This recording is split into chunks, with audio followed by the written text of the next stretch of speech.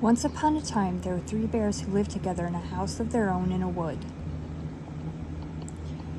One of them was a little, small, wee bear, and one was a middle-sized bear, and the other was a great, huge bear.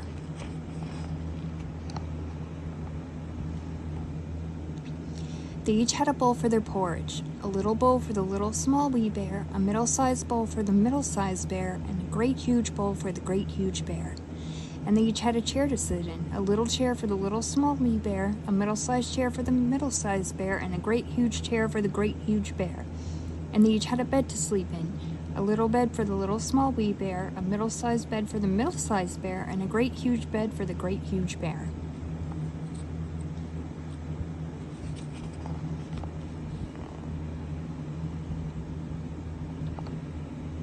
One day, after they had made their porridge for breakfast and poured it into their porridge bowls, they walked out into the woods while the porridge was cooling.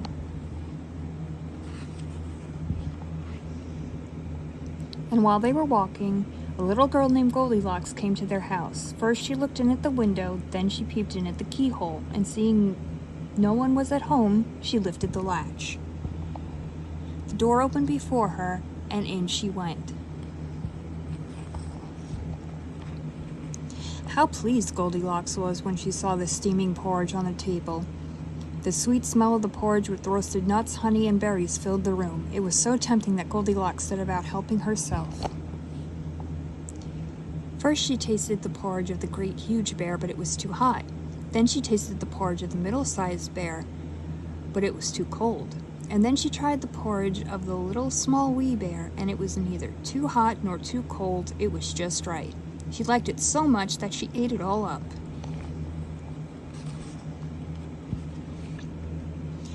Then Goldilocks sat down in the chair of the great huge bear, but it was too hard for her. Then she sat down in the chair of the middle-sized bear, but it was too soft for her. And then she sat down in the chair of the little small wee bear, and this chair was neither too hard nor too soft, but just right. So Goldilocks seated herself in it, and there she sat until the bottom of the chair gave way, and down she came, plump upon the floor. Then Goldilocks went upstairs to the bedrooms in which the 3 bears slept. First she lay down upon the bed of the great huge bear, but it was too high at the head for her. Next she lay down upon the bed of the middle-sized bear, but that was too high at the foot for her. Then she lay down upon the bed of the little small wee bear, and that was neither too high at the head nor foot, but just right. So she covered herself up comfortably and fell fast asleep.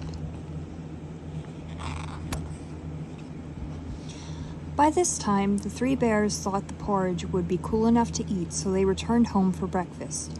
Now Goldilocks had left the spoon of the great huge bear standing in his porridge. "Somebody has been at my porridge," said the great huge bear in his great rough, gruff voice.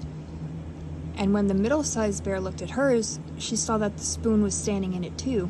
"Somebody has been at my porridge," said the middle-sized bear in her middle voice. Then the little small wee bear looked at his bowl, and the spoon was in the porridge bowl, but the porridge was all gone. "Somebody has been at my porridge and has eaten it all up," said the little small wee bear in his little small wee voice.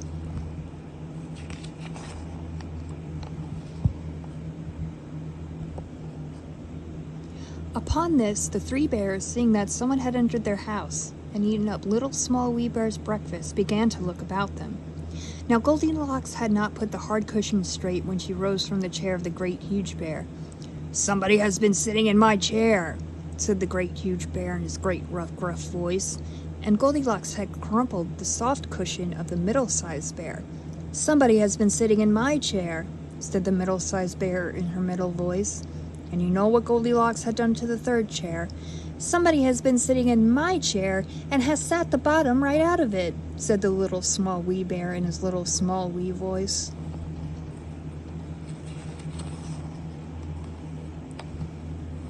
Then the bears thought it necessary that they should make a further search, so they went upstairs to their bedroom. Now Goldilocks had pulled the pillow of the great huge bear out of its place. "Somebody has been lying in my bed," said the great huge bear in his great rough, gruff voice. And Goldilocks had pulled the cover of the middle-sized bear out of its place. "Somebody has been lying in my bed," said the middle-sized bear in her middle voice. And then the little small wee bear came to look at his bed. There was Goldilocks sleeping peacefully, her long, shiny braids spread across his pillow. Little small wee bear just stared at her for a moment and didn't say anything. But then he cried, "Somebody has been lying in my bed, and here she is."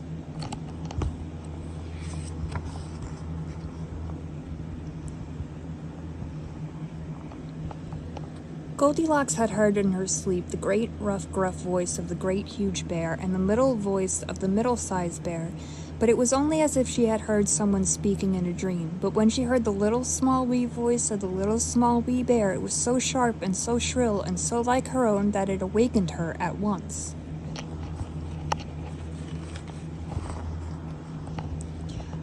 Up she started. And when she saw the three bears on one side of the bed, she tumbled herself off the other and ran to the window. Out Goldilocks jumped and ran away as fast as she could run, not looking behind her until she was very far away.